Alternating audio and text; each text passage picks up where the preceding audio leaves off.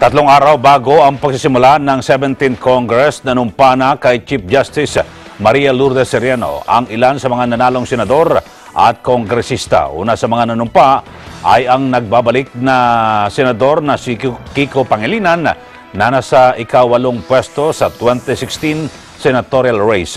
Kasama niya sa oath-taking ang kanyang asawa si Sharon Cuneta, mga anak at ina. Pinanumpaan din ng punong maestrado si Congresswoman-elect Vilma Santos ng Lone District ng Lipa, Batangas. Sumaksi sa panunumpa ni Santos ang mister niyang si Senator-elect Ralph Recto at anak na si Ryan Christian. Pagkatapos ni Santos ay nag-oath-taking din kay Sereno ang asawa niya na si Recto na pumasok sa pang-11 pwesto sa senatorial elections. Ang iba pang nanumpa kay Chief Justice ay sina Congressman LB Peter Relampagos, Congresswoman Maria Lourdes Acosta Alba at Vice Governor Joe Christine Revilla.